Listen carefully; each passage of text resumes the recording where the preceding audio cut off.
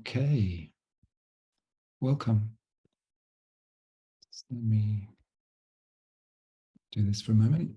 So I'm Robert Downs. I'm the chair of the Relational School, and we're collaborating with BAATN, and Eugene will speak in a moment, to honor the arrival of Foluke Taylor's book. This book that is a lot of room, a capacious and embodied weave of recognition as text.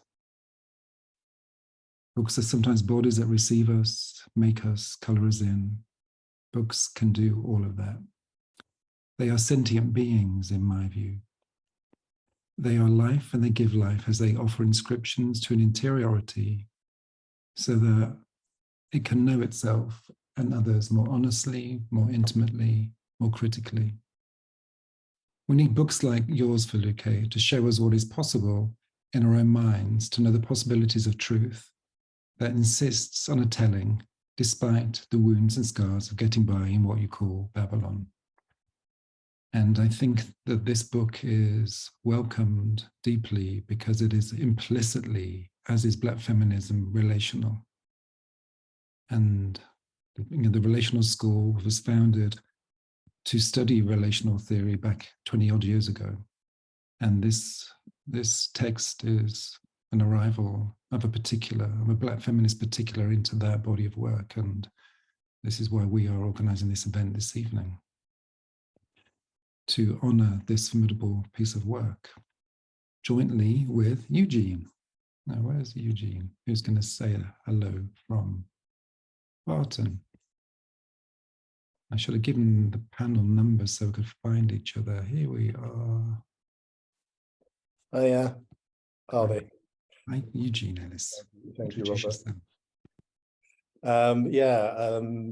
Really, really great to see so many of you phoning in. I'm just sort of scanning through the list and seeing people I know. So I just want to shout out some of them, actually, because I'm probably not going to get everyone because there's quite a lot of people on the call, but Aileen Allen's here. Jara, my partner's here. Fenella Jeffers, who we spoke many, many years ago, and Helen George, Aisha Mackenzie Mavinga, Mane Kumar, Nick Pole, Pat Marie, Ruth Williams, Stuart Taylor, Susan Groves, Wendy Dugba, but I'm sure there's many, many more as well. So welcome all of those people that I know, and welcome to everyone else as well. I'm the founder and director of BAATN, and so we're sort of I don't know what we're doing actually. What are we doing, Robert? Whatevering, holding this space and sort of inviting BAATN members to be part of it. So yeah, really warm welcome to everyone. And your book, Foluke, really warm welcome to that. A real sort of contribution to Black studies and articulating a real sense of opening up a room for us to live in various different ways. And sort of going through the book was kind of like my brain, sort of corners of my brain were being kind of traversed as I was going through. And I could sort of feel the connections in my brain almost kind of vibrating to some of the things that you were bringing. So really a deep appreciation for your book. And yeah, just to say that at the beginning. And hopefully the numbers will go up slightly more as well as people come in slightly late. But yeah, so welcome everyone. Thanks, Eugene. And I'm going to just briefly introduce Deborah Malmood, who we are grateful for coming into contact with Foluke's work and being part of its coming to life. So if you just... Thank you so much, Robert. I'm honored to be here to help celebrate the publication of this most important book. My name is Deborah Malmood, and I am Foluke's editor for this book. I was asked to say a few words about how it came to be published by Norton, and I can say from the outset that it almost felt like it was meant to be. I found Foluke's blog one day as I was wandering around the internet, as I often am, and I remember where I was sitting in my apartment, and how even before I finished reading one of her pieces, I think it was the one called Wakanda Therapy Is This, I knew that I would be contacting her, and I had this kind of hope that editors get that she would write back. I was just so drawn to her writing, and it was poetic in a way that is not usually the case for the books that I publish. And somewhere in that blog, though I don't think it was in that article, she wrote that writing is a practice of forgiveness made into a habit, the habit of laying down words while forgiving all the loose threads and dropped stitches. And that was just one of the most brilliant things that I read. And it just absolutely captivated me back in August of 2021. And I wrote it down, and I've carried it in my wallet ever since. I reviewed our email exchanges from that time just in preparation for this discussion, and I noticed there was a tone from the outset that we seemed to be in consort with one another.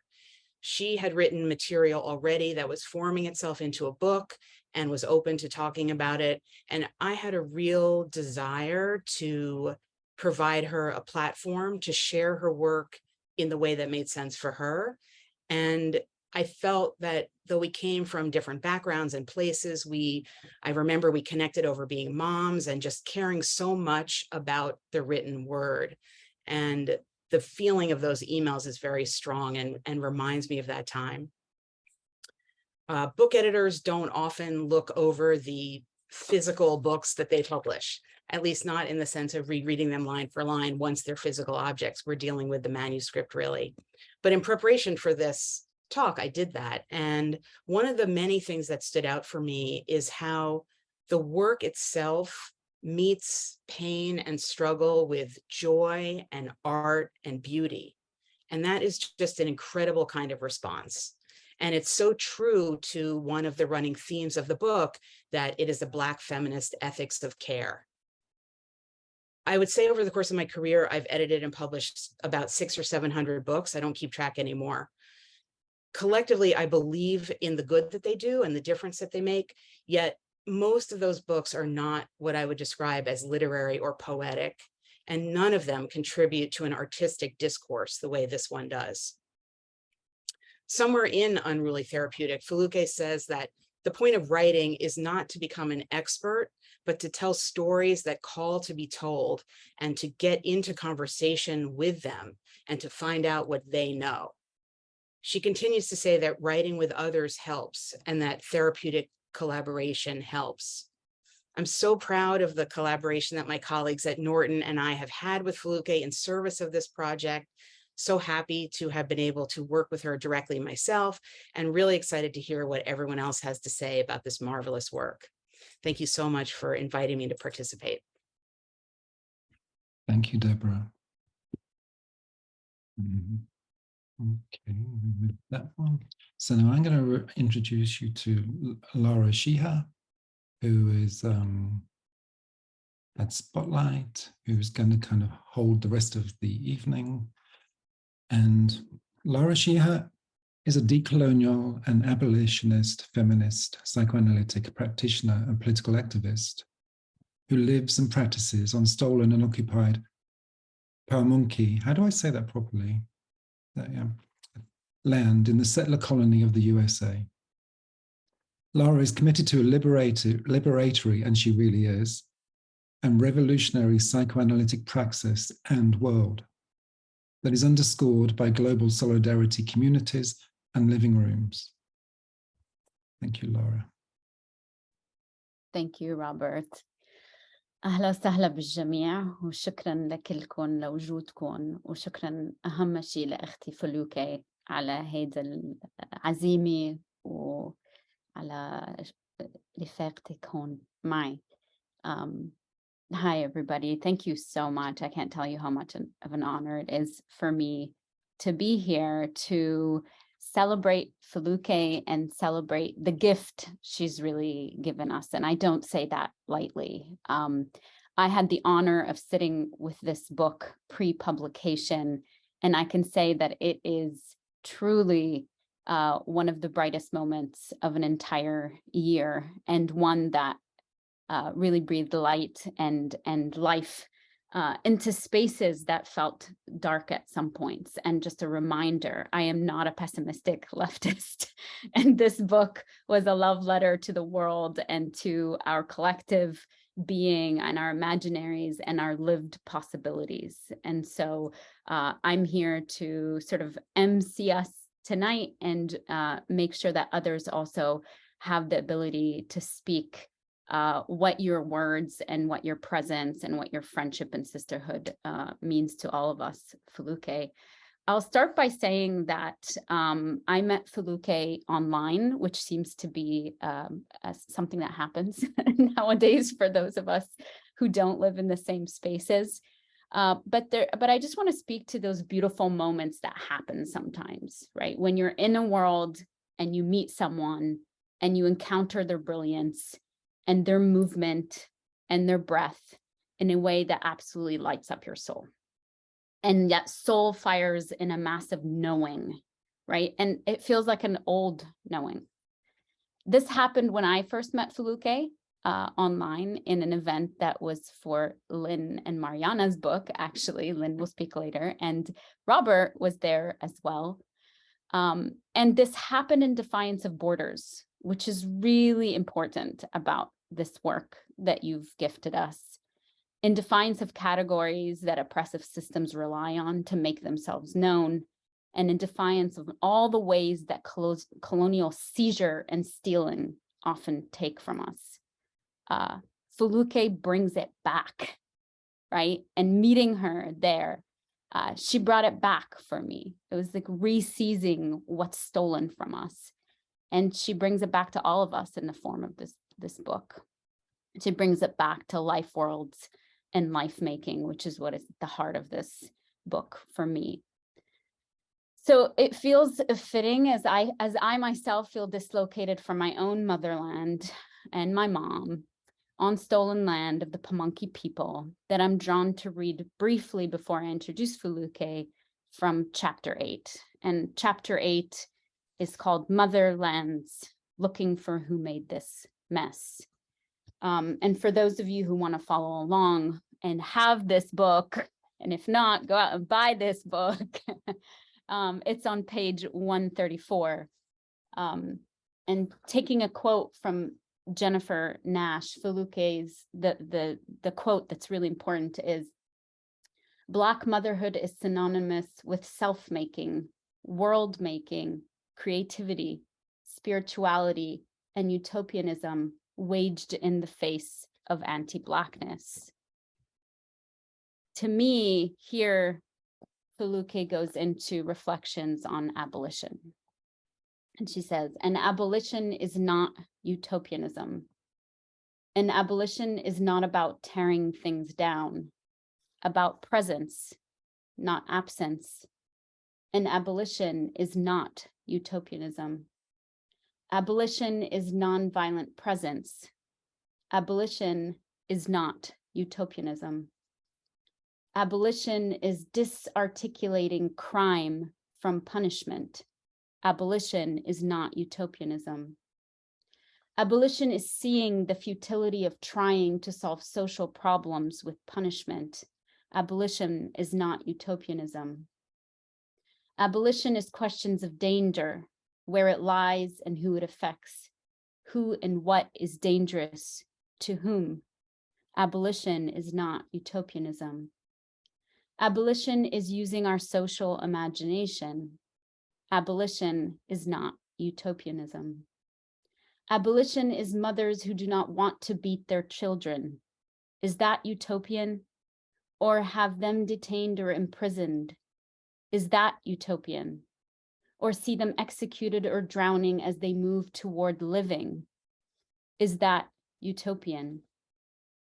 And Alexis Pauline Gumbs reminds us of the abolition that is, quote, mamas who unlearn domination by refusing to dominate their children, breaking cycles of abuse by deciding what we want to replicate from the past and what we need urgently to transform, end quote. Foluke continues, also that the radical potential of the word mother comes after the M quote, the space that other takes in our mouths when we say it, we are something else. Abolition is not utopianism. Abolition is a therapeutic practice. To me, this is at the heart of abolition, and this is at the heart of what Foluke is to me and what she enacts in the world, using the remembering truly to bring back into membership of presence. Foluke reminds us that abolition, the world we want to enact and live in, is not just possible, but currently being enacted in the pages of our book and in the community she keeps and how she moves through the world.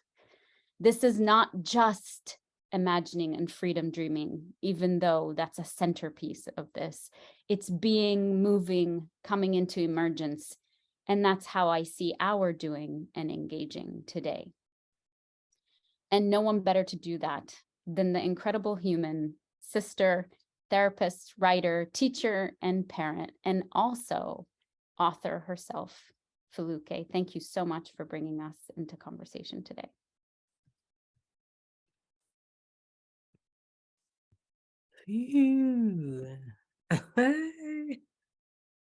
I just have to make some noise for a minute. In my whole body is just alive and beating and pulsing and vibrating. Thank you. Thank you. I'm going to confess that I can't even look at the page to see who's here. I just see that there are people, but I know, partly because I know my people, that there are people here who I write with, people who I study with, people who I teach with, people who I dance with, cook with, live with, disrupt with. Yeah, I just want to say thank you to all of you. And maybe as I kind of come down into my body, I will dare to actually at some point in this actually look and see your beautiful faces. But for now, I think I'm going to read as a way of kind of coming into the space. So I'm going to read from a chapter that's called Bloodlines and Trapdoors, the trouble with looking like the rootsy type. And the first quote in this chapter is from M. Norbesi Philip, and I'll talk a little bit about that when I've read. But the quote is, "The difficult work of holding a people together in a tension-filled multiplicity." And she's talking about black, the word blackness. The difficult work of training as a therapist became more difficult after the first year, when the few other Black students that were enrolled decided to leave. Reasons for leaving varied, but the general consensus was that neither psychoanalytic thought nor psychodynamic principles were relatable enough to be useful. In retrospect, it was perhaps not so much that they had no use, but that they were not used in ways that felt relevant to us as Black students. The teachers had their own difficult work, I suppose, trying to address so many different experiences in the room. When they said we, as in how we feel, how we develop, how we think, they thought that they meant all of us here and everywhere. They had not considered Dion Brand's analysis of we. We is an aggregate already disaggregated. We is a doing already undoing. Which is not to say that we were not interested in child development and familial relationship dynamics. It is only to point out that without any reference to the psychosocial political dynamics of the world that we were born into as children, and their ongoing play in our everyday lives, it was an incomplete and unsatisfying offering. expressing this dissatisfaction created more difficult work for us all. The disaggregated we, once voiced and thus properly revealed, could not be put back together. Tensions and hostilities flew about, free radicals in a frantic search for their toxic pair.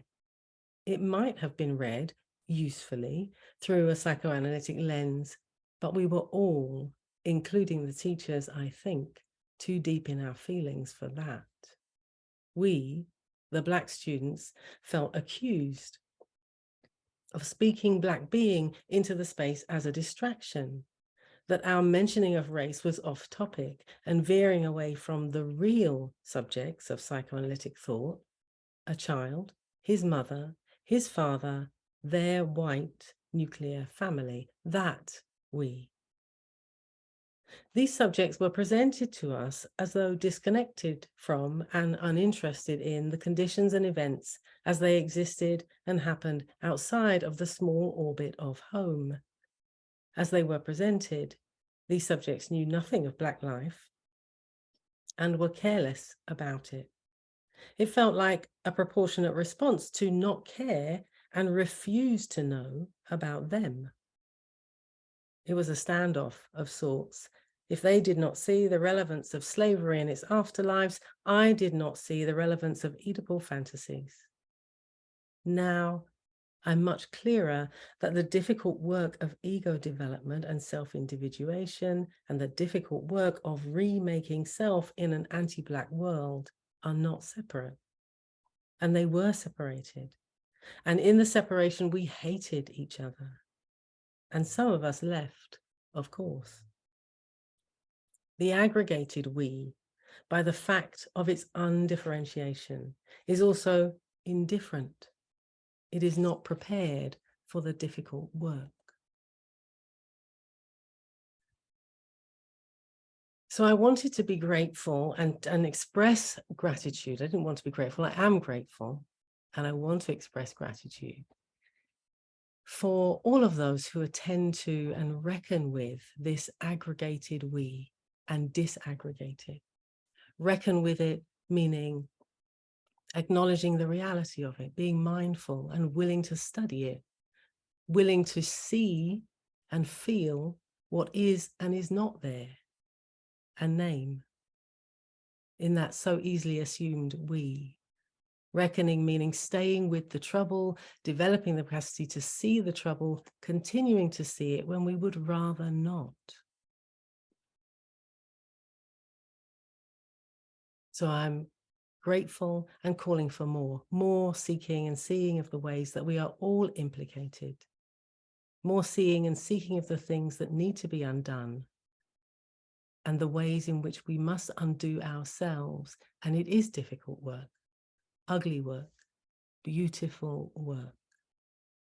And so to the people here, all of you with whom I can be ugly and beautiful, you know who you are. Because to interrupt or disrupt this aggregated we, don't get it wrong, we can be made into monsters when we do this. To feel monstrous, it's very easy to feel monstrous. And Black and brown therapy students report again and again how when they speak to this, when they point to this we that is not universal and does not address them or their experience, that they are told again and again they are disrespectful, hostile, aggressive, made to feel like monsters. And in some ways it's been liberating to come to know that if being monstrous is what it takes, I will be monstrous. I can be.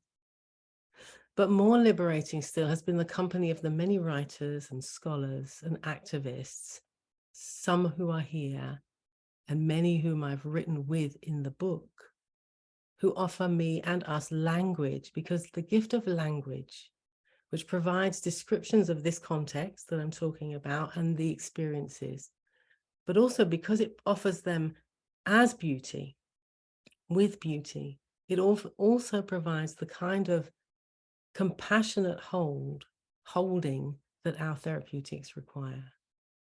So My thanks to Dion Brand for the aggregated we, which I think is beautiful description, which I have used and drawn again and again. And also to Norbessie Philip for the quote about the difficult work of Blackness. So if I can, I would read a little bit more. Yeah, I'm looking at you, Lara, because I can see you on the screen. The same chapter, a different quote from Catherine McKittrick. The quote is, "How do geography and Blackness work together to advance a different way of knowing and imagining the world?" How is it that you do not discover yourself the African until you are 18 years old? This is not a metaphorical discovery. This is what happened when you came across the information in a file written down in faded type. The description of your father offended and unsettled you, unsettled as in you had to rearrange yourself again. You had already migrated a sense of self from the England of your birth to the Caribbean that you had never visited, but assumed was where you had come from, the place that you and your friends were sometimes told to go back to. Realizing that you had to move again was a shocking and sad discovery, but move you did, culturally, emotionally, and eventually physically back to Africa. It felt like the direction of travel was a given. People always went back to the places that they were from.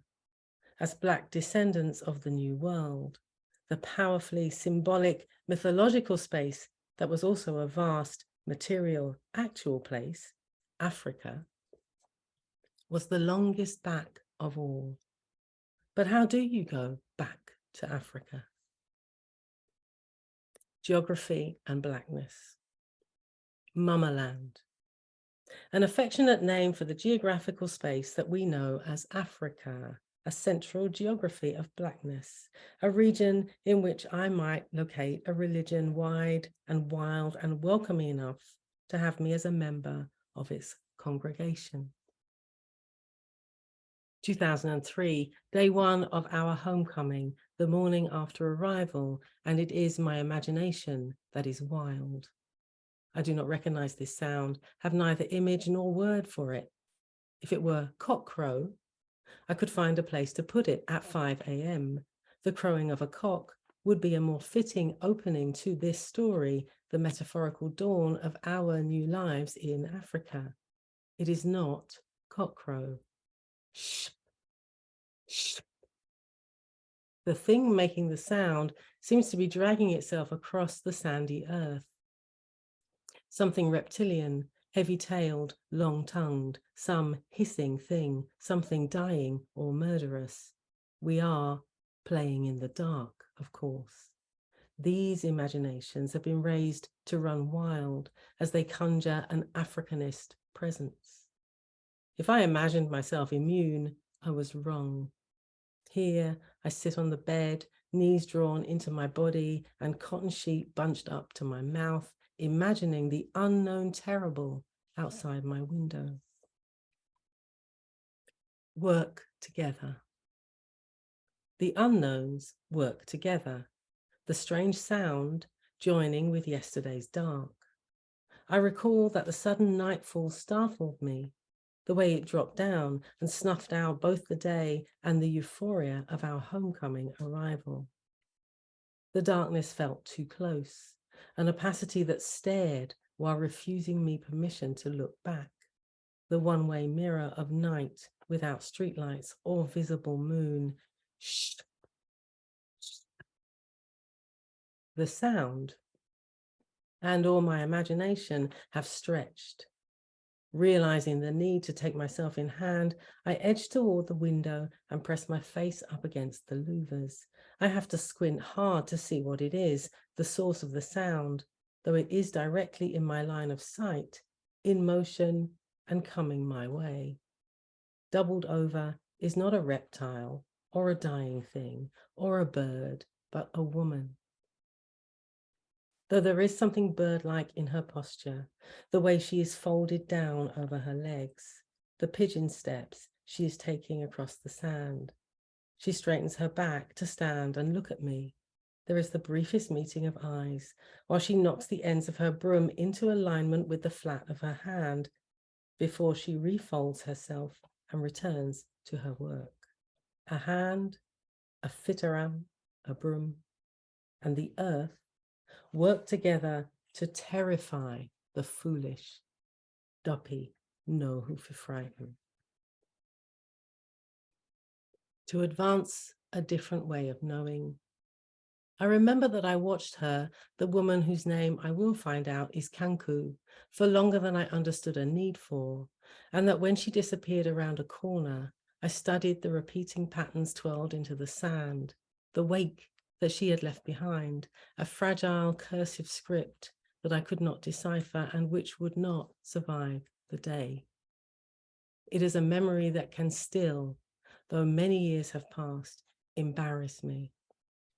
The shame of not knowing, or rather the shame of seeing my unknowing, is a shame about how racism is inscribed as knowledge and how deep it runs. To emancipate ourselves from mental slavery is, at least in part, to account for all the occupations of dark terror, how it occupies Africa and Africa-descended people, how it has infiltrated ways of knowing and colonized imaginations.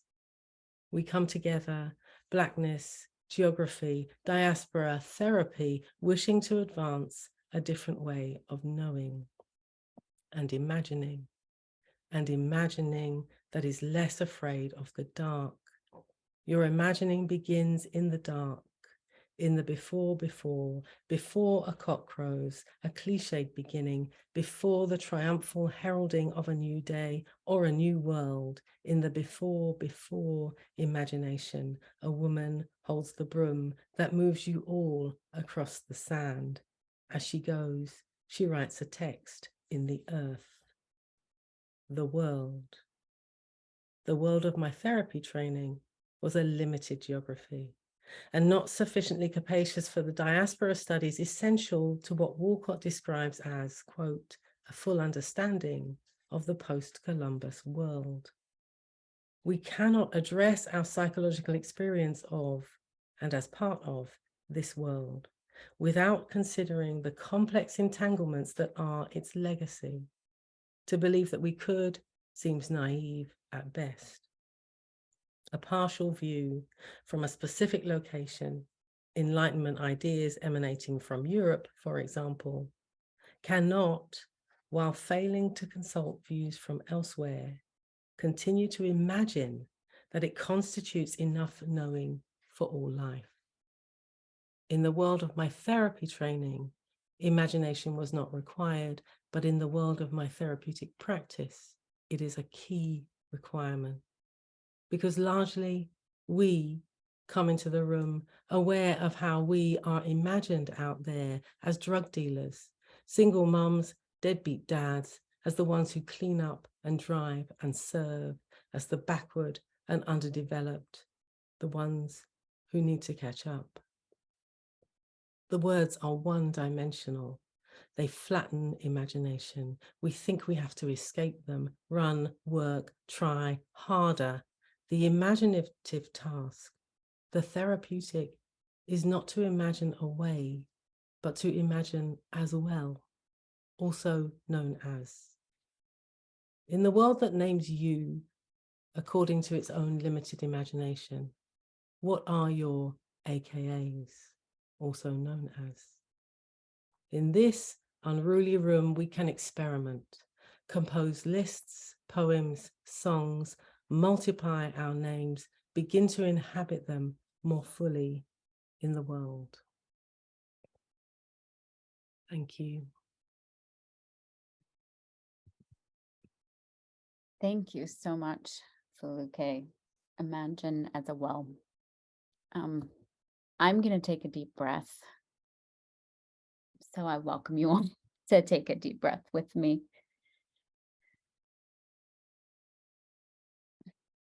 And I just want to say that the choice to make this an audiobook is not just a capitalist venture.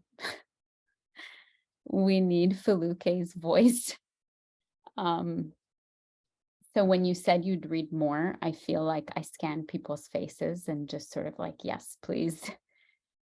Because I've never read a book that speaks through the pages more than this book. And I'm honored to know the cadence of your voice and how it is. So it felt like that. But I feel like people who don't even know you can hear you through these pages. And that feels very, very special. I'm going to welcome our next speaker, my sister in the struggle, Carnella Gordon Brown. Carnella is a Black woman feminist, the great-great-great-granddaughter of escaped enslaved Africans, the daughter of an unruly golden child who was born in the bayou of what is now called North America, AKA, very fitting, La Sister Foluke Thick. She's amazed, humbled, and aware of holding great privilege in being on this panel. Thank you so much, my sister and my sisters, all of the sisters and brothers here. I'm speechless, probably for the first time in a long time. There are some things that I was supposed to say that I can't even remember. I said at the beginning, when those of us who were on the panel got together, that I got both the book and the recording because I think it's imperative for my kind of thought processes to hear Sister Foluke's voice, because the cadence of the poetics in her writing is also so imperative to understanding and the feeling. It's music, it's birth making. When I read her sentences, I feel like I'm about to give birth to something. It's that kind of motherhood, sisterhood, motherland. I mean, I don't even have words for it. Sister Foluke, you just read something that I have heard you read about 5 times now, because I've replayed it. To advance a new way of knowing and imagining that is not afraid of the dark. I mean, this is a book, a text, a memoir, a narrative. I have been reading it for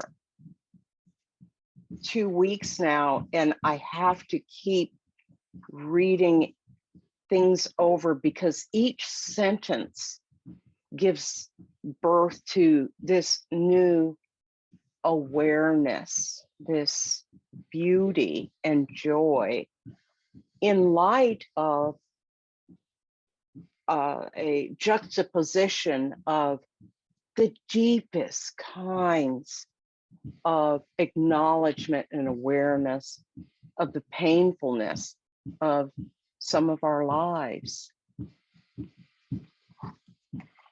There's another section. There are so many sections here. I just feel like crying with and weeping with joy when I hear the sister's voice. It's on page 101, Female Narratives in the United Kingdom. Beverly, Stella, and Suzanne write in the new introduction to Heart of the Race thanks to our sisters in the United States, this silence is at last beginning to be broken. But that voice comes from America. And although it speaks directly to our experiences in Britain, it does not speak directly of it. Lord, have mercy.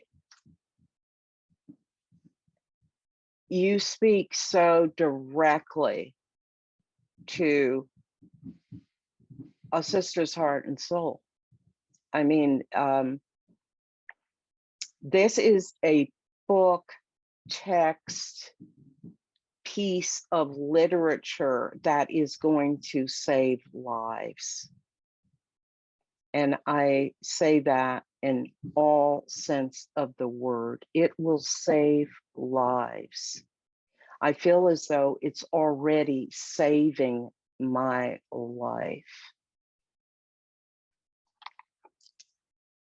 Some of the things that I've written down is that reading your words, Sister Foluke, is so allowing, it's giving, it unlocks places, it unlocks space for living. It provides a mirror. One of the things when I was a candidate for analysis, I can't even speak, okay? There were no mirrors. My writing partners, Lynn Layton, Natasha Holmes, and Beth Kida, we got together for a writing project, which is, I think, how we're here today, where we thought we knew the subject matter we're going to be writing about. And we got together and were stuck in trying to write about implicated subjects in the psychoanalytic spaces. And led by our sister Natasha, who is not with us here today, we decided that we could not participate in this writing project regarding psychoanalytic spaces without it being something different. We had no words for it at that time.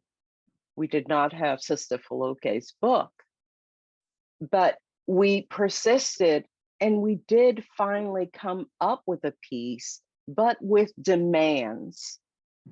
And Sister Foluke was kind and generous enough to have read our piece and to remark that she was grateful because it was, due to our demands, available to any and everyone who wanted to read it in an open network. For me,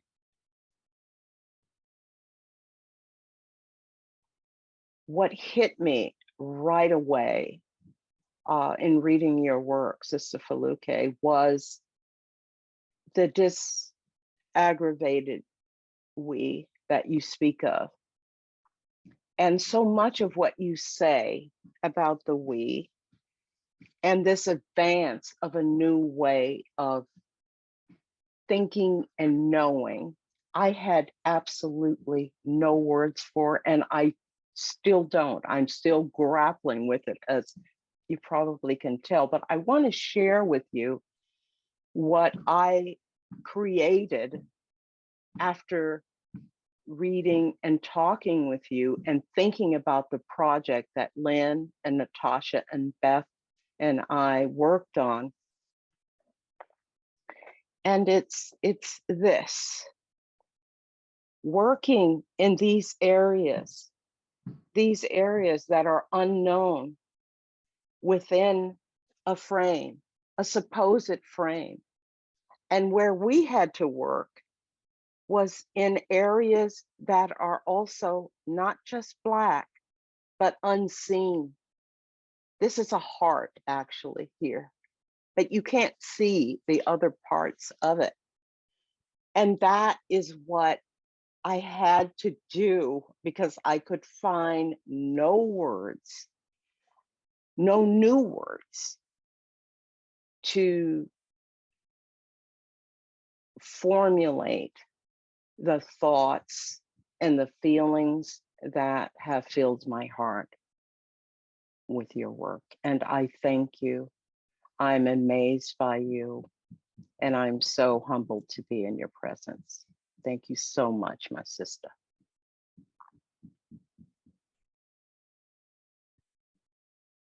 Thank you, Carnella. I And can now I'll breathe.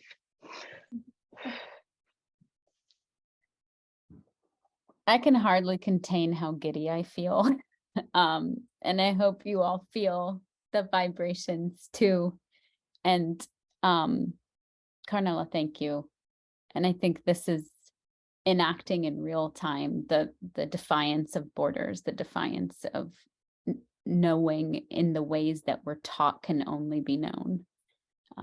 So I'm just happy to be here witnessing it and feeling it, folks. We're feeling it, which is very, very special. Our next speaker is Lynn Layton.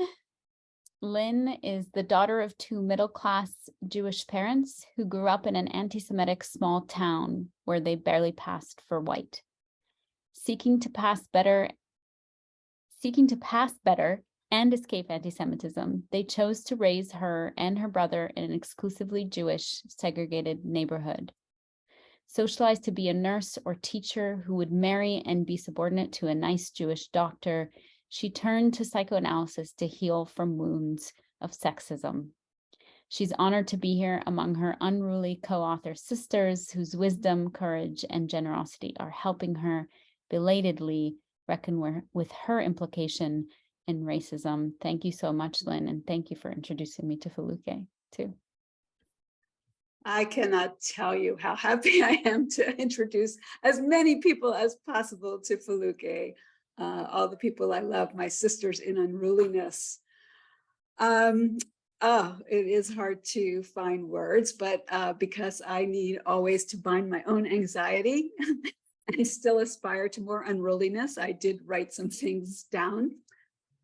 First, what I wrote to Foluke after I finished the book, I wrote to her on January 1st and said, I finished reading your book yesterday, December 31st, and I must say that it felt like the best way imaginable to end 2022 and begin 2023. From the beginning, your writing made me think about how, as a grad student in literature, I took a few courses in the theory of poetics and how much more valuable it might have been, and citing Deborah here, to have taken courses in the poetics of theory. It's a brave book, a painful book, a moving, literally and figuratively book, and a gorgeous book. And I am deeply grateful for it. And then I just want to say one other thing about spirituality. On my road to spirit and to other ways of knowing, my route has mostly been through music. And a lot of that music has been Black music. For me, Foluke's text itself is music. And on my second read through, I'm listening to the playlists, which I am totally loving. And I sing, so it's reverberating in my body too. I'm so grateful for the multiple ways your book speaks to me. I think I'm one of those white people whose history of pressured assimilation largely cut me off from what is commonly considered the spiritual. I've always been able to reach what I guess I'd consider the spiritual through music, and music, as much as therapy, has saved my body, mind, and soul. I've had intellectual contact with Black feminist thought and the ways of knowing it offers for a very long time, but your prose has enabled me to make contact with the spirituality in that thought. I'm glad I waited till now, for example, to read some of your sources. You've introduced me to so many sources, some of whom you've mentioned: Dion Brand, Norbese Phillip, Cynthia Sharp. I think the first time I met you was a seminar that you and Robert were leading on In the Wake, and Catherine McKittrick. But it was M. Jackie Alexander that I want to refer to now. It would not have touched me 10 years ago, reading her book, Crossroads, Pedagogy.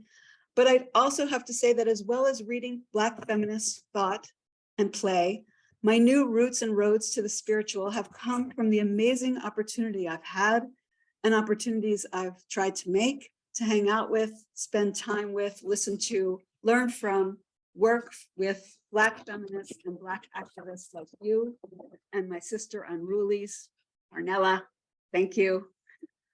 The hanging out, the listening is creating new paths to spirituality, unruly and definitely generative.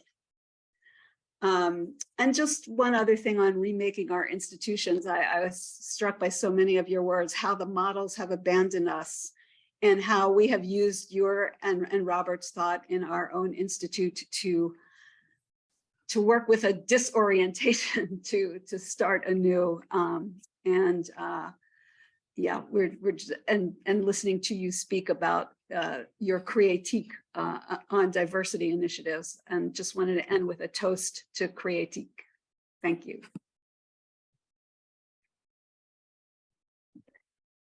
Thank you so much, Lynn. And I'm so happy you mentioned the music.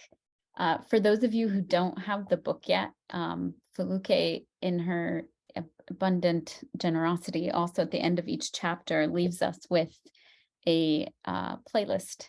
And so a playlist that she invites us to say, use to guide her writing and guide her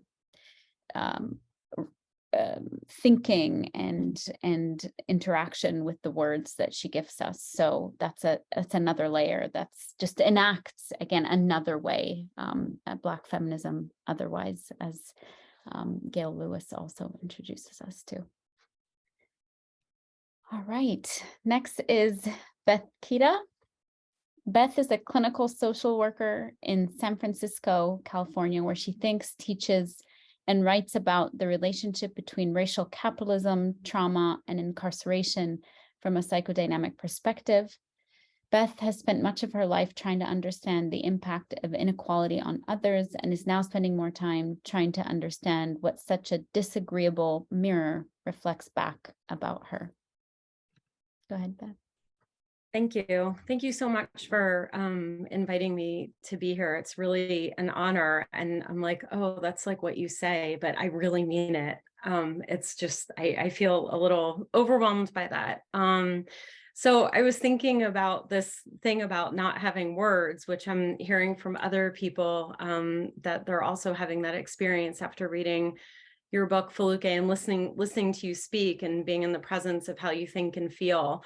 And I was thinking about the irony of how not having words leads me to want to say a lot of words about not having those words. So I'm going to try and not do that. But as I was reflecting on what I wanted to say, because there's so much, I was thinking about this kind of random thing this morning when I was driving my daughters to school, and I had that very humbling experience of reversing out of the driveway and asking them to stop talking so I could like move the car, but then I was thinking like, that was a time where like I couldn't speak or listen because I was busy doing something with my body.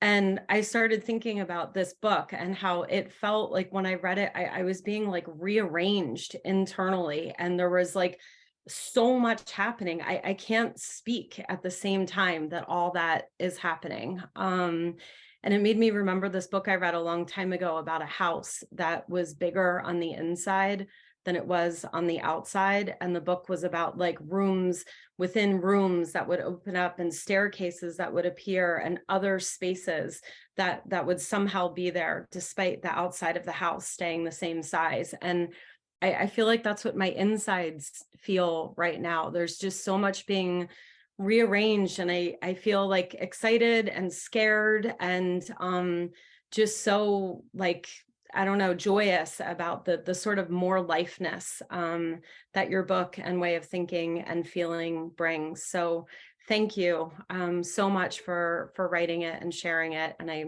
look forward to hearing more. Thank you.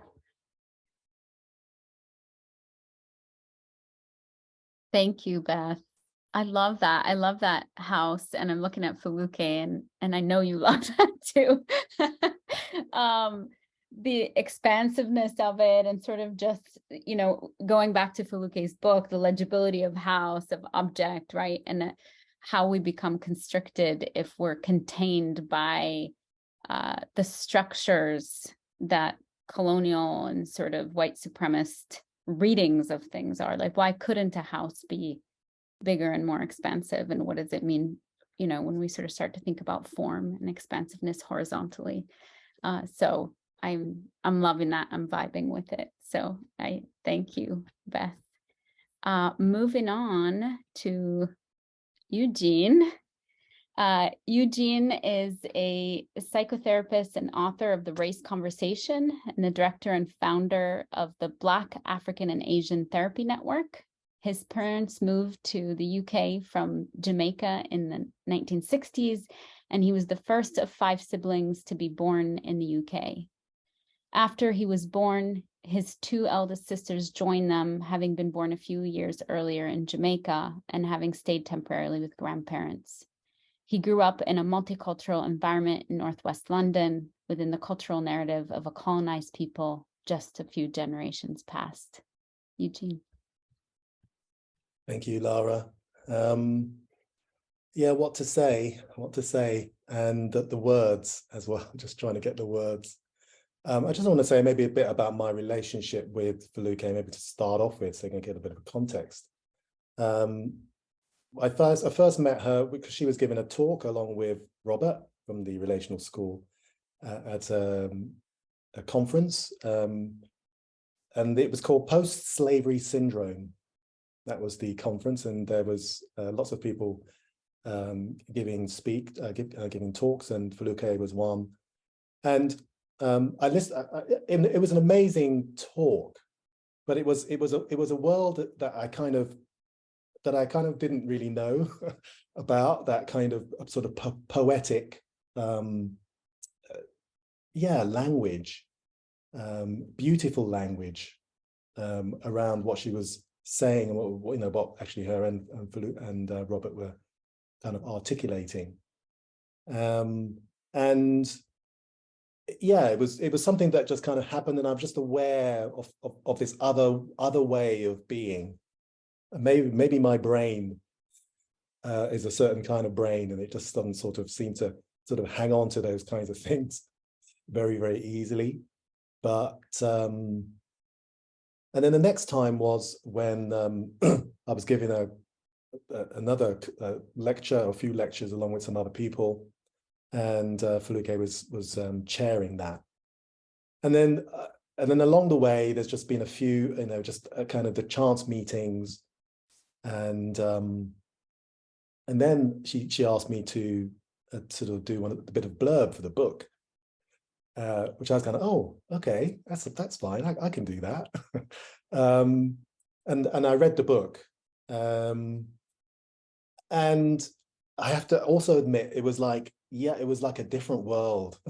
It was like a different world, a world I hadn't really kind of, and as I say, each paragraph, each sentence was kind of full to the brim of stuff, and I had to sort of hold on to.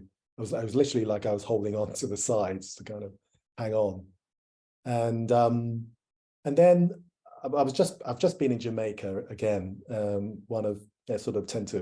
visit quite a lot, and I had another opportunity to sort of read the book.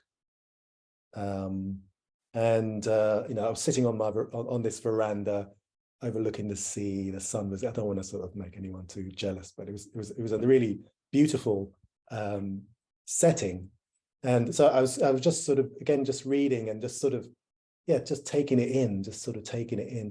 And as I was reading, I was thinking, oh, right, yeah, I can see, the headings for each of these sections are sort of come from here. So I was kind of putting it together in my mind. And then it sort of just something just opened up, sort of like a vista kind of opened up, and all of a sudden there was this stuff. Maybe it was the sunrise, maybe who knows what it was, but something happened, and I kind of just sort of like something opened up. So my brain kind of so something opened up there, and I was in, I was in, I was sold it.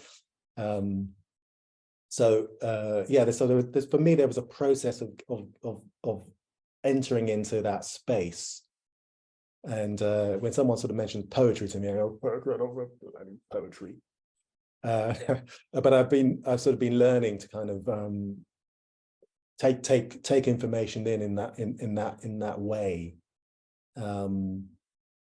Poetry and music, and I think over the years I have been sort of opening up to that road, that way of being. And I want to sort of follow up a little bit from what Foluke talked about in the first reading, really. And I want to do another reading, but it was about, you talked about your move from London to the Gambia and the process of road making. And I just thought it was really interesting, because for me, that was like some untrodden road in my brain I was trying to sort of see. And then something opened up, and they're not just the ill-fitting roads that we kind of get as trainees, now psychotherapy training, that sort of we don't quite know what, we're familiar with the road that we're being presented with, but we're also aware that it's not really a road that I can really present my clients with that much. I mean? I have to sort of really work hard at it. But also that, you also mentioned this kind of this drive, the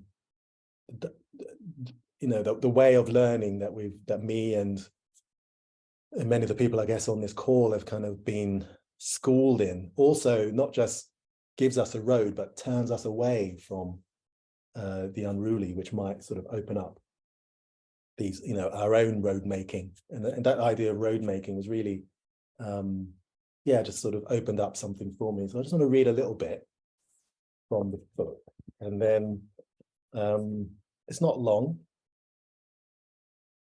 So in the first few months, driving around in a battered old Land Rover with our city eyes asquint, we struggled to find our way. People's directions to follow the road were less helpful than they intended. Before you can follow a road, you have to see it.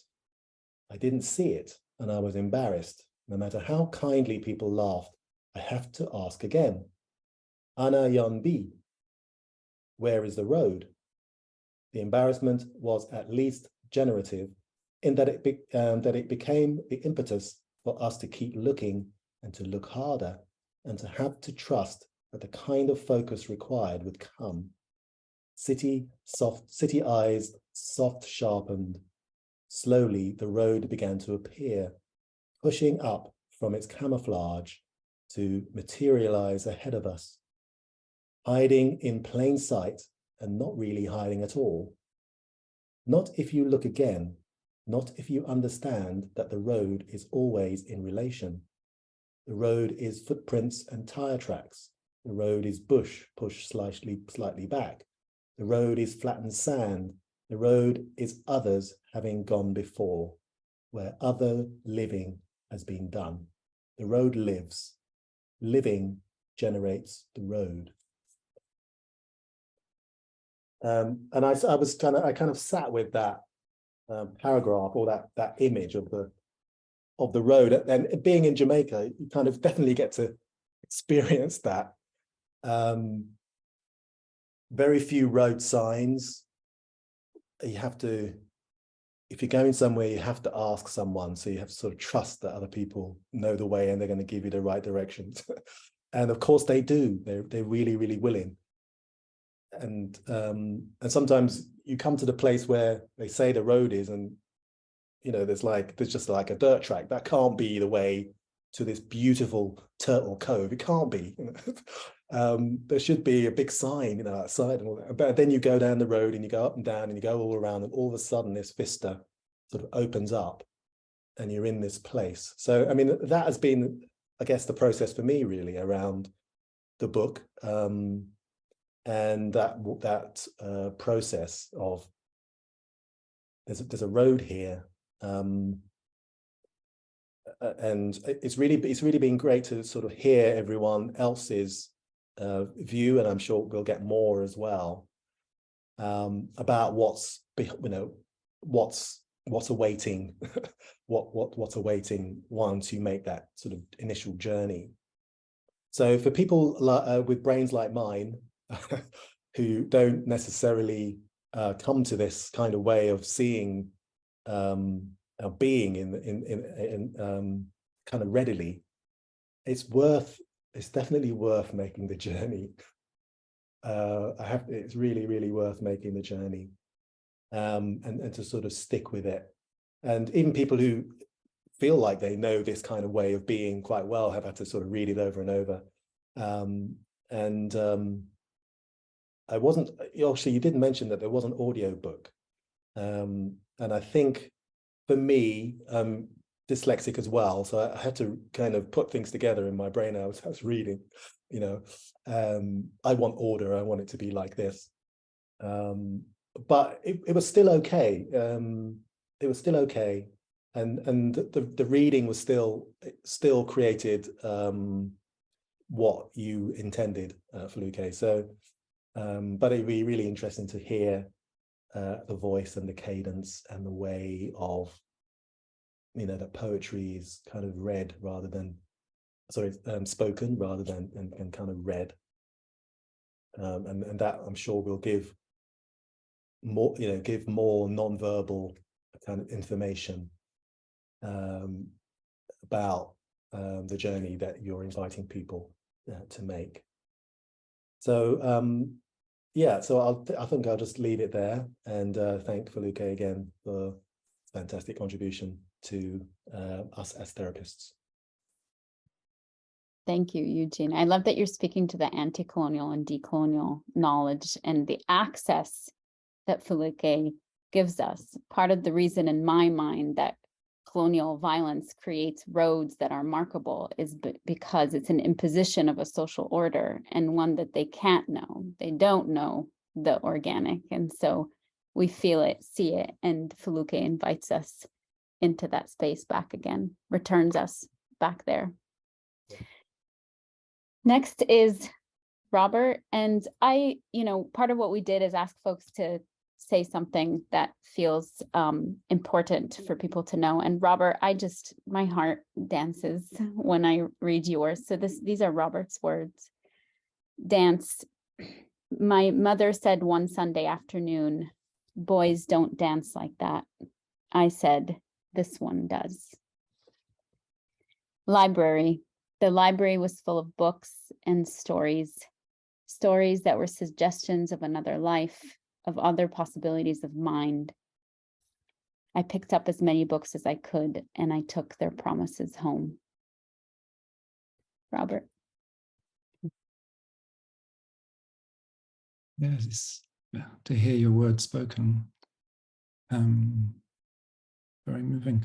I am full of words, people. I have like 8 pages, and I'm not finished. I am full of words. My heart is full of love. And love for the work that this book has already done, and the work that it's already doing, and the work that it will do. It's everything. So I will start and read a little bit of a lot of something. Unruly Therapeutic, a response from this particular location in the wake. This response is called, "This book is ridiculous for a lot of reasons, and here are a few, and I have written many." 1. This book is ridiculous in its width and depth and breadth, in its embrace and in its offering, in its gathering up of so many, in its weave of voices that speak to the brutal and the beautiful. It is, as Saidiya Hartman tells us, another arrangement of the possible. This book is wake work, and there is ocean-deep gratitude for Christina Sharp's work in the wake on Blackness and Being. It moves me to acknowledge Christina's work because it's been so profound. For offering such a holding of what was, what is, and what might be. in the wake has offered a crucible for much therapeutic thought in the practice that lives with me daily and in the pages of the gift that is this Unruly Therapeutic. This book is inspiring. And as Jill Scott sang, this book will incite you to chorus. I've remixed her lyric a little bit, but this book will incite you to chorus. If you know that Jill Scott song, you know what I'm referring to. Let's take, oh, is it that one? Anyway, so this book is a book of how to have a mind, an embodiment in the conditions of the wake. This book resources therapeutic practitioners in ways that our trainings failed and cause for so many to feel so unseen and so unaddressed. In Toni Morrison's Beloved, she writes, "She is a friend of my mind. She gathers me, man. The pieces I am, she gathered them and give them back to me in all the right order. It's good, you know, when you have a woman who's a friend of your mind. This book is a friend of everybody's mind, and I say that as a white man right now.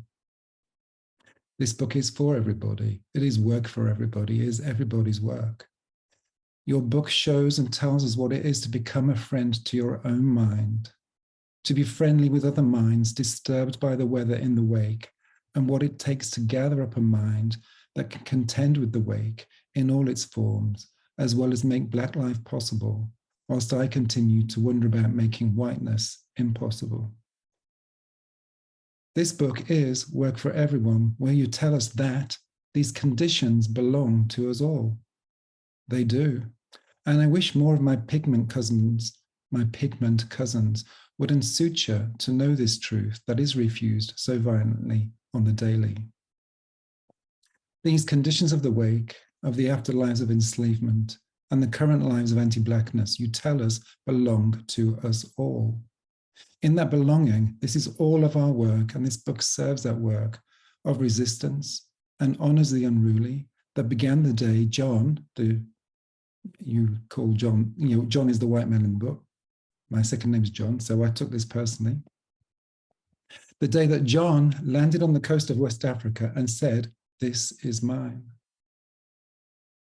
This book is love as invitation and instruction. You wrote, "Since Black has more meanings, since Black has more meanings than your mouth can hold, it is way past time to learn to pronounce it and all its different registers. Make room for that." What a sentence. What an address that we can all hear and make use of and be undone by in our differing locations and proximities to whiteness. If we are all to be engaged in the project of making living room for that which needs to be received, acknowledged, recognized, with some attempt at repair, if that is at all possible, and not be met with white violence, white innocence, but with whiteness that reckons with what Black feminism has been saying since John landed on that beach in West Africa and said, "Mine." It seems that death is not even a motivation to surrender whiteness, even when African-American philosopher Fred Moten offers some motivational encouragement. He says, "The coalition emerges out of your recognition that it's fucked up for you, in the same way that we've already recognized that it's fucked up for us. I don't need your help. I just need you to recognize that this shit is killing you too, however much more slowly. This shit is killing you too." This book is piercing in the ways that Toni Morrison and James Baldwin pierce the lies and fictions of race and whiteness. You write this sentence, "We find ourselves in a hold of intimate contempt." We find ourselves in a hold of intimate contempt. To sit by the fire this time and to collectively register that note of contempt and how it came to be is to reckon with the realities that were, that are, and for now, look like will continue to be so.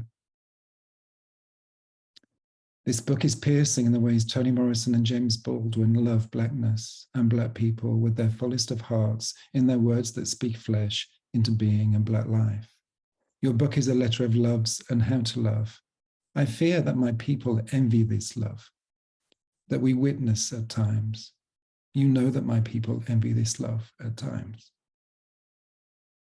The invitation I take as a soul within this body that is both schooled in whiteness, as well as in its disruption and complication because of Black feminism and other studies and experiences, is to be able to sit with the truth and not take it so personally, but personally enough that I can be a body that sits by the fire to feel the burn that makes me want to move and think as you invite, as you instruct otherwise. All right, last couple. This book is a reacher. This book is a teacher. This book is a reacher that reaches all kinds of parts, inscribing the world into being so that others can see and know themselves more deeply, more critically, more lovingly, more honestly, because you have done that work. You do that work. Your words surround the reader as mist as you demonstrate how to tell yourself and others a few painful and direct truths. As you instruct us in the nature of the unruly in your particular register, your particular poetic that reaches the shores of others gracefully and fiercely.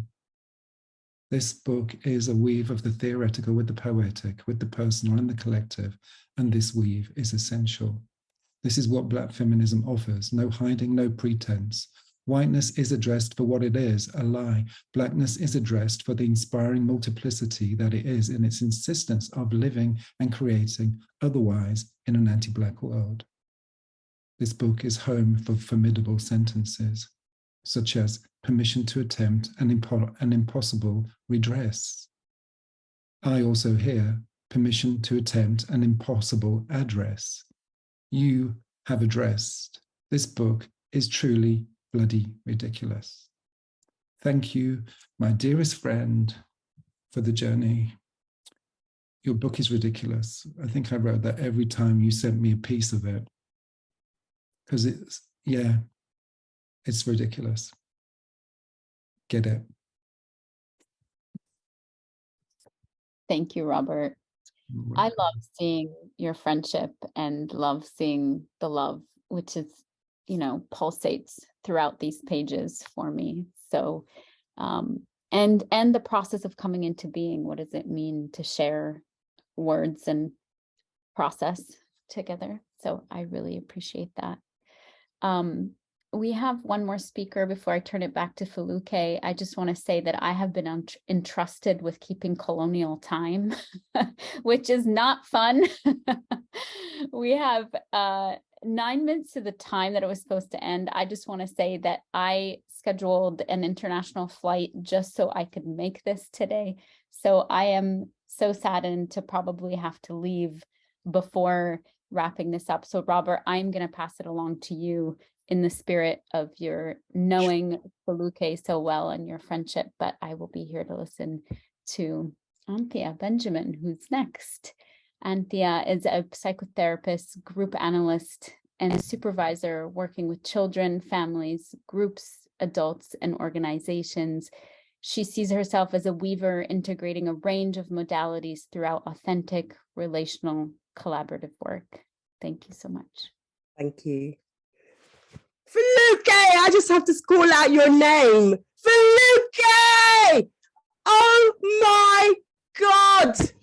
You need to get the book, people. I am absolutely buzzing with energy about this book. When I got this book, because I heard Foluke talking about this book, and I knew it was going to be good because it's Foluke, but I had no idea. And within the first few pages, I had to email Foluke saying OMG, because that's all I couldn't say anything else. I just said OMG. And I'm not even all the way through this book because it's like a meditation for me. It's like I have to eat this, absorb this slowly, bit by bit, because it is just so rich. I have to just take my time with it. I haven't even got the audiobook yet, so that's going to be a whole other experience. But I just want to speak to your gifting in this book, but I don't think it's just in this book, in your presence in terms of the unruly. I had the good fortune to meet Foluke very early in my career, where I was exuberant going into therapy training and was curtailed by the frame and was told in all sorts of ways that it was not okay to be me. And I was just so blessed. I was blessed by a couple of things. I was blessed by being in Foluke's supervision group, where I was able to have space to kind of unpack and process a lot of the gaslighting that was going on, but also to just be told and really received that it was okay to be me. And I was very fortunate, another organization, some of the people are here, Women and Girls Network, was a place where I could create the living room experience, where I could have myself reflected and reflect authentically in the way that I wanted to for clients. And this book, in many ways, is so much profound, complex material that you have made so digestible and so relatable and so accessible. It really feels like I guess I'm thinking about so many of the books I read are kind of intellectual process. Not that that's a problem, but this just speaks to your soul. This book moves you. And it's just wonderful to have the playlists along that can really take you through the journey in terms of its creation and its weaving in the process. I think I always refer to myself, I've been playing with different names because therapists, because of the trappings of different frameworks within therapy, it's not really felt like an authentic term for me. So I've been playing with different terms. And it's weaver's been where I've kind of landed on in terms of the kind of collaborative, co-creative experience in terms of how we create tapestries with each person that we have the privilege to work with. And I feel like in this, you've just created such a beautiful tapestry for us all to kind of co-create and add to the weave and integrate it in our lives and in our practice in the way that feels meaningful and true to us. So I'm just so grateful to you, Foluke, in this being like another poem of permission to be me and for us all to be us and to create more space for Black livingness, not to be squeezed in, not to be integrated or included, but for us to have space in all its gorgeousness, in all the complexity, but it has its own space to breathe, to be, to live, to exist. So thank you. Thank you so much. What a beautiful way to just uplift the specificity of this book, speaking to Blackness and Black feminism, but also with a thread that just spans the global. And that's at the heart of everything. Thank you so much, Foluke. Thank you for bringing us together. Thank you, all of you, for your words. And I'm going to turn it over to Foluke to round us out.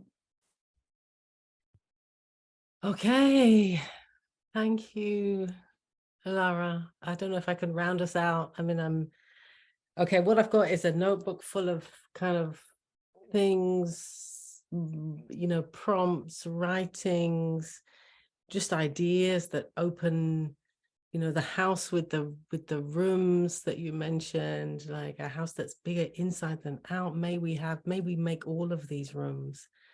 This Carnella's Unseen Hearts. I was thinking about our unseen hearts and how there's been so much heart here today. And when Anthea just came, I was like, Foluke! I was like, yeah, that to just make noise, to just like be here like that, heart. So the unseen hearts and the vistas that are opening up, you know, wow. And writing is one of the things that I do to find out what I think, to find out where I'm going. I wrote into these quotes, and earlier I read from a quote about geography and Blackness, and I went into geography and Blackness, and I kind of came out with imagination. The imagination that is, you know, can be colonized, and where we can imagine ourselves inferior and frightening and dangerous, but also imagination as a space and technology for being otherwise. That is, imagining ourselves as more than perhaps the house with more rooms than can be seen or appear to fit. And imagination, most importantly, as a mode with which we get to call into existence the world that we need. The world from which we do not always need to recover. which is the abolition that Lara was talking about. So I entered with geography and blackness and arrived at this fundamental therapeutic question, which is also a question central to Black feminisms: how we get free. And that's we, meaning we too, meaning not just Black women, but all of us, how we get free.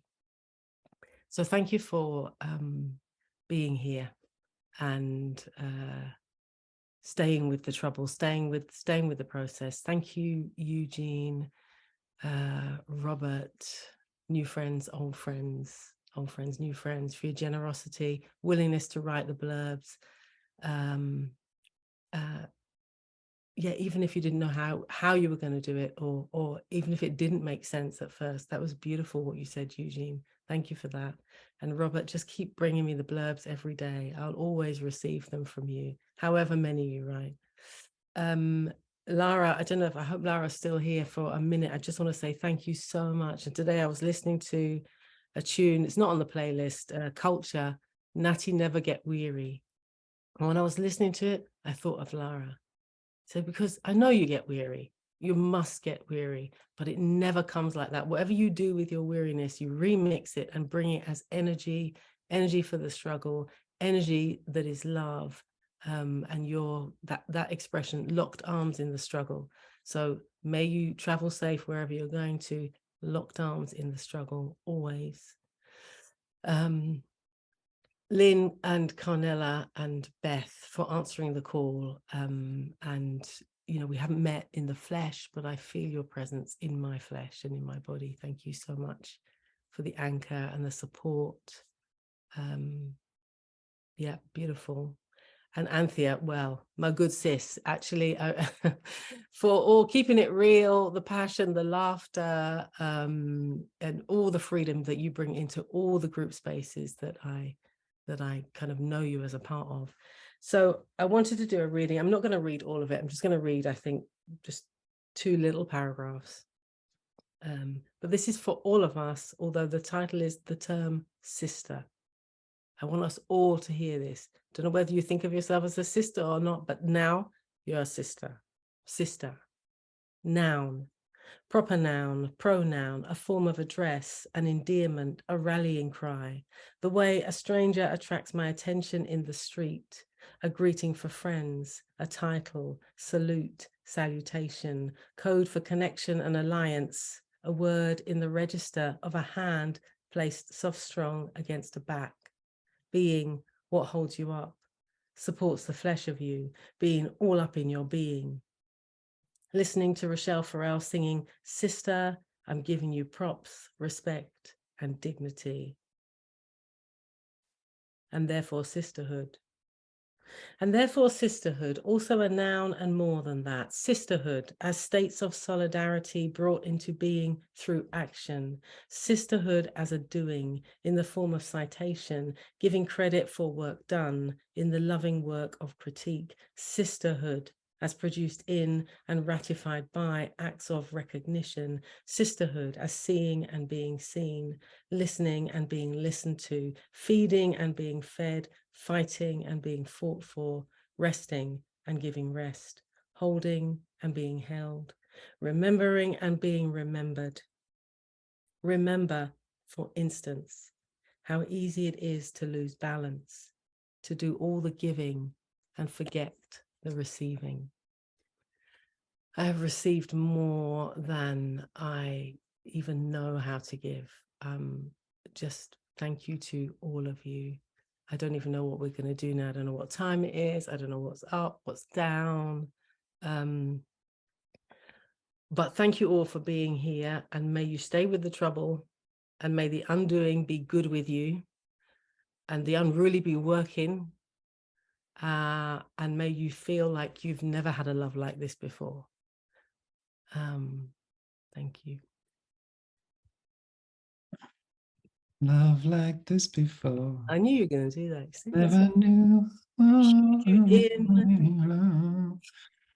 Well, that's the official ending time. If you feel to stay around and ask a question or two or a comment, if you want to share something, or we'll play a we'll play a couple of tunes to. If anyone's got a question or a comment they'd like to share, please unmute yourself and speak into the space. Or raise your hand if you have I got the mutes on or off?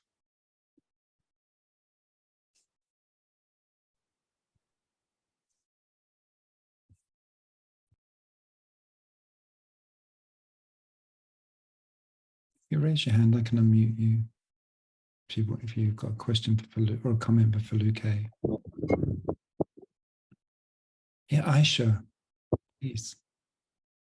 Greetings, Foluke and everyone else, and congratulations. Wow, you're in Tobago or somewhere, aren't you? I'm in Tobago, and I guess you can hear the breeze. It's quite breezy here Yeah. today. Yeah. I just want to say, as a self-confessed unruly therapist and femme elder, it's an absolute privilege to be here sharing the birthing of your book, The Long Birth. The piece that you read and the pace that you read to us and your storytelling is profound. And it's what I call an appropriate gaze. Mm. Your wisdom and experience flows through your voice like Cupid's love arrow. Thank you for your gracefulness, insightfulness, and your griot queenness. Blessings. Thank you so much, Aisha. And for taking the time out. I meant to say that to everybody, taking the time out on a Friday evening, or I imagine with you Friday morning, to be here. A lot of us are zoomed out, I know, and it really means a lot that so many of you are still here. So what can I say? Thank you for recognizing, seeing, hanging out, and offering me the response. I often talk about call and response. The book is a call. Yeah. I have no idea what's coming back.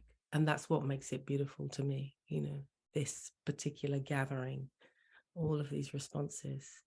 I'm going to take a long while to download and allow them to filter through. Yeah, thank you, Aisha. Go well.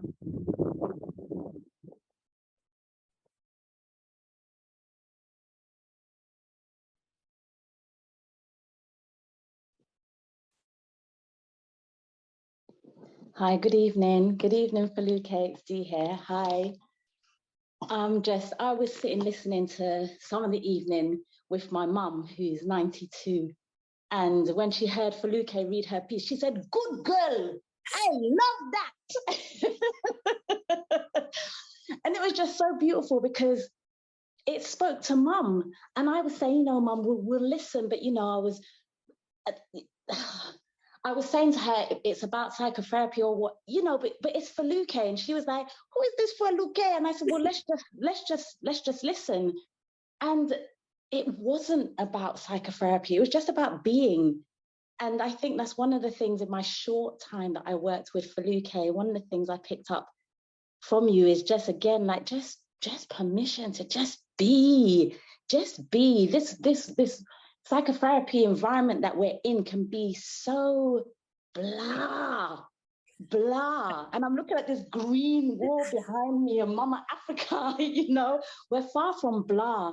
And it's just so beautiful to just hear you speak again. And I downloaded the book, and I can't wait. And, on Audible, and it's just, my weekend is just going to be so filled with you, Foluke. And I'm going to listen with my mum. I'm going to listen to the book with my mum and, hear her feedback from a woman who has traveled from the Caribbean and now living here in the UK and gets miserable sometimes with the blah, no one's passing saying, "Miss F, you okay?" And just that, just the culture and your book brings, your speaking brings culture and passion and life. And I just want to thank you. And I'm so glad that I'm here just sharing this with you and celebrating you. Congratulations. I love you so much. Much love to you. Wishing you all the best. Wow, this is like proper living room. Like my people are here talking to me in the living room, and your mum. Shout out to the mum who's yeah, good girl. Thank you. I appreciate that. And for those of you who don't know, Dee is actually there in the words. She's in the place. Dee agreed to let me interview. We had an interview, and the same energy that Dee's bringing here is the energy that was in that interview, and is the energy that kind of, Aisha said something about a long birth process. I think it was that energy that kept me going. Because I was surrounded by people who were not blah. You're right. No blah. Like, you know, it was life. What I call livingness was happening everywhere. And that's what made the birth. In some ways easy, I'm going to say that. And I forgot to thank Deborah, and I don't know if she's still here, Deborah Mahmood, but that part of that easy birth, an editor just calls you up or emails and says, how about this? And I go, okay, and made it easy. So yeah, I hope Deborah's still here, or she. I am still here. I can see you. I don't know if you can see me, but thank you. It was, as I said in my remarks, I felt from the beginning a real connection to you. And when we spoke in the Zoom that we had there, I felt like we connected over, as I said, being moms and words and writing and the belief in the written word. And I think sitting here as a book editor, listening to everybody, what is really one of the things that is bringing me joy is the fact that we're all talking about these ideas in the context of a physical book or an audiobook, which to me is the same thing read by the author. And the fact that books are still the vehicle for bringing people together and for having and containing the kinds of things where it is like a house where you go inside and there's just multiple rooms and much more space, and the book being the framework for that and the text being all of that space. So thank you for bringing that to the written word and putting it into a context that can be enjoyed by people. And it is the kind of book that you read and reread and has multiple meanings every time you turn to it. So I'm so appreciative of that as an editor, to work with somebody who has such a gift. And that is something that you just had. And as I said, when I started reading your material online, immediately I just went to like, I hope she writes me back. So thank you for writing me back. Thank you, Deborah. So glad I did. I remember actually I was away with Robert. We were doing a kind of writing retreat, and I said, yeah, this woman has emailed me, and what do we think? And then it seemed to happen really quickly. So yeah, just meant to be. Thank you for that. It did feel that way. Yes, meant to be. Yeah, I'm glad we're on this. We feel the same vibe on that one. For sure. But I want to shout out somebody who's here. I'm going to just turn the camera just for a minute. Yeah, he's actually complained. Here we are. Look. So, okay. Selector. This is my selector. You know, the playlists are in the book, and yeah, I've created the playlist, but this person has been literally playing me tunes for almost, I don't know, 4 decades. So I also all up in the book, and I want to just honor that as part of, again, the buoyancy, the thing that kept me going, the thing that made it possible. So yeah, teacher, thank you. Thank you. All right. There are so many people here that I want to shout out, and I just, now that I'm looking at the screen, oh my word, you're all so beautiful. And I just daren't start because it's like, well, I just want to come in there and say hello, Wendy. Foluke, what can I say? Remember, you know, I know Michelle is here as well. We've been walking with you every Saturday from 2020 until now. And I just really want to thank you for answering the call, for using your gift to affirm us, to communicate with us. I just feel that I'm learning so much, and that you are sailing this massive juggernaut of a ship of Black feminists that are crowded over this boat, over the ocean, and you got it through to us, and you're just sailing all over the world. I thank you for your bravery and courage, because we all know, us writers, it's not easy. It's not easy, but I've just been so inspired by your courage and the determination to get these messages out whilst affirming Black feminists at the same time. I honestly, and so you can see now there's been 146 of us here today. You know, Foluke would come and read to us Saturday after Saturday, and there was no response because we were just totally mesmerized by these words, the arranging of these words, the depth of these words. And so you could see the spell you kind of cast on all 146 of us, and hopefully tens of thousands that will read this very special message. For the healers, because we need them, don't we? We do need therapists. I mean, they're here to stay. You guys are here to stay. So I just really want it to go as far and as wide as possible. And I hope you're breathing, my darling. I hope you breathe. Thank you for the reminder. This is the thing with you. If you write, you got to have a writer's group. You got to have people you write with. They tell you to remember to breathe because you will forget. You will forget. Thank you, Wendy. Thank you, Michelle. And thank you, Jackie, my writing sisters, the Write Organics, for, yeah, wow, years of letting me read and write and listening to each other. Thank you. Hello, hello. Hello, Foluke. Can you hear me? I can hear you. On Bailey Smith. Okay, I can hear you. I can't. Oh, yes, I can see you there. Hi.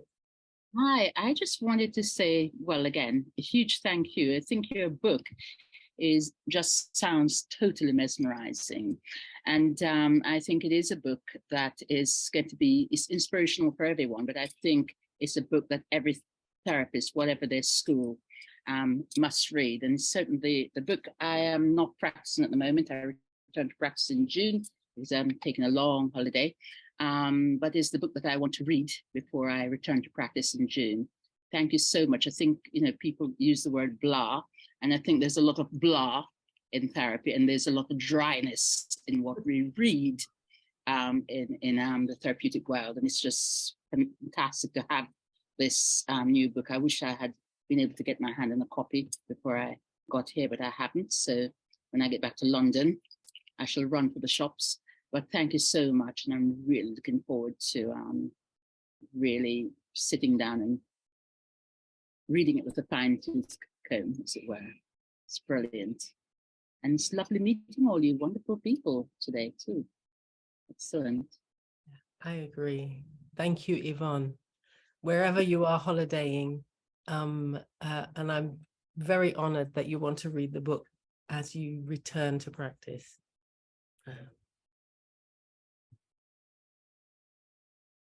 May I speak? Can you hear me?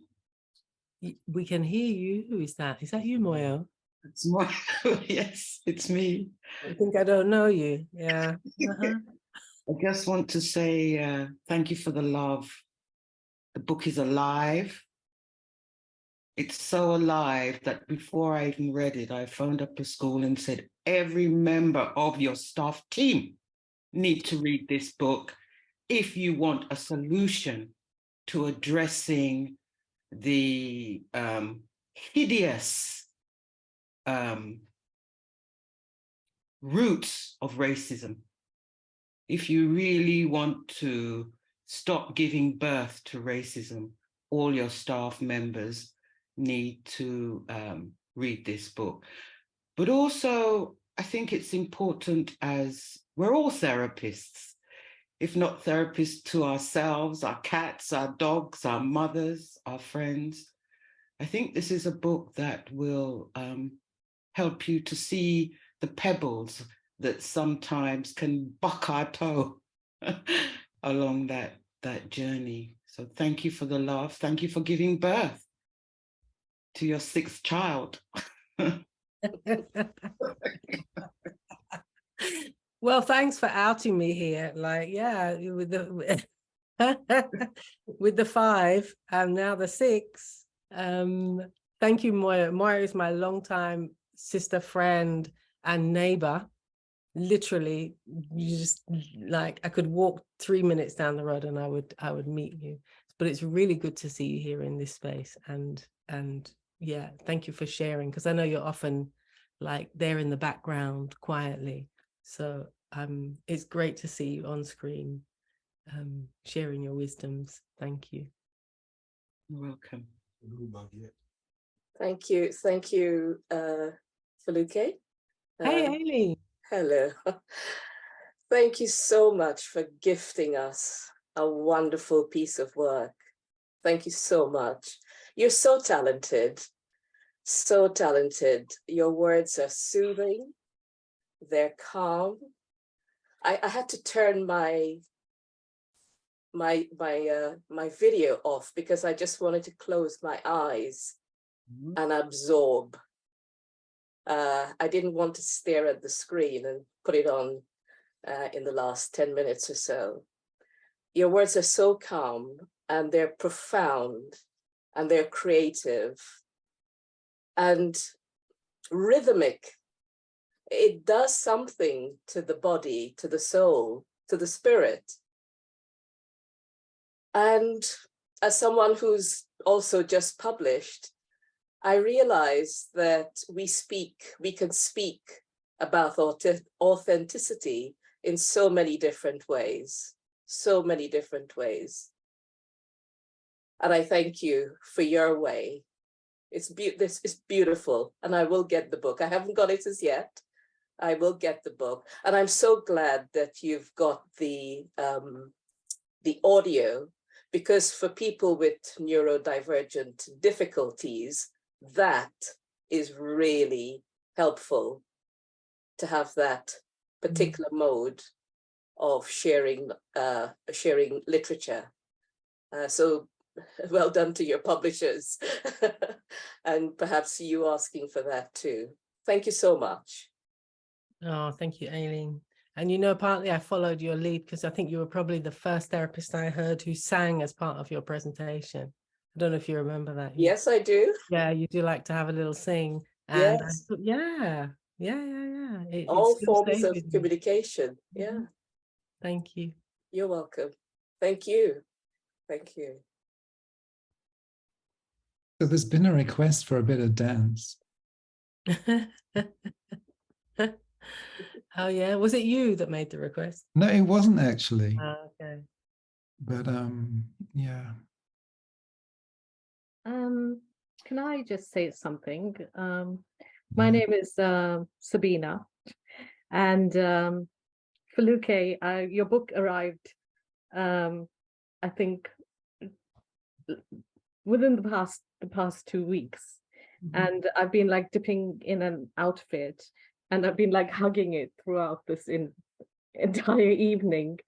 I can't express to you enough how inspiring it is, how much it has meant to me personally to kind of have this kind of embodiment of self-expression of the things that like affect me so deeply in my life all the time, and to just have permission. This is what this book, the greatest gift that it's given me, is like permission to kind of write and to express myself in a way that comes from within, and that is not determined by